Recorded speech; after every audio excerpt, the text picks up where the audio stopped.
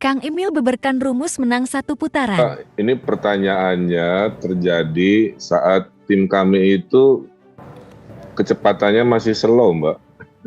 Oke. Kan kampanye juga belum dimulai, bahkan nggak ngelihat saya, wah kemana gimana.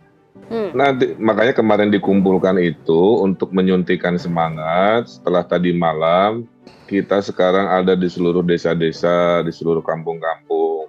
Jadi hasil kerja kita untuk menaikkan ke 60 itu akan terjadi di minggu-minggu ke depan, kira-kira begitu. Jadi kalau membaca optimismenya per hari ini dengan pasukan TKD Jawa Barat masih gigi rendah, ini sudah atur lumayan kira-kira begitu.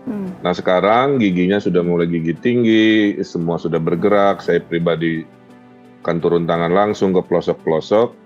Nanti kita survei lagi, kami meyakini pasti ada peningkatan. Itu mah akal sehat, logika sederhana saja. Kenapa? Karena rakyat Jawa Barat itu senang didatangi, dijabat tangani, diketok pintunya, disapa, disenyum. Makanya saya bilang kemenangan ini harus kerja keras, jangan modal baliho saja. Tapi modal turun ke lapangan, menyampaikan pesan visi misi dan lain sebagainya.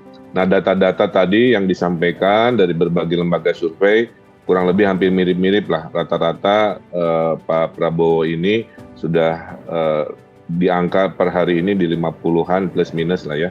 Nah, sehingga target kita 60. Logika kita sederhana Mbak, kalau saja Pak Prabowo bisa mempertahankan yang ada di 2019, ditambahi suara pencoblos Pak Jokowi yang non PDIP, kan pencoblos Jokowi itu terbagi dua, ada yang mencoblos partai PDIP dan ada pendukung Pak Jokowi pencoblosnya yang non PDIP. Nah kalau kita hitung sumbangan pencoblos Pak Jokowi yang non PDIP yang bisa hijrah ke Prabowo, itulah sebenarnya rumus dari satu putaran, Mbak. Makanya kita minimal mempertahankan apa yang terjadi di 2019, syukur-syukur bisa lebih, apalagi posisi saya hari ini berada di rombongan Pak Prabowo dan Mas Gibran.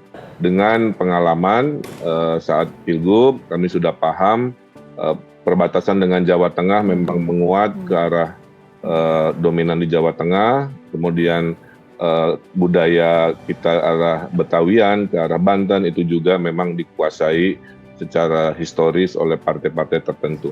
Nah, ada treatment-treatment yang akan kita lakukan, plus ada plus lagi, ternyata strong voter di pemilih yang bukan kita, Mbak, Amin dan Gama ini relatif masih goyah. Nah, kita akan cari di mana swing-swing yang ragu-ragu ini, yang masih akan bisa kita balikan kembali ke kubu Pak Prabowo. Maka itulah sebenarnya mindset secara ilmiah kenapa kita meyakini Jawa Barat bisa menyumbangkan angka besar agar satu putaran bisa terjadi.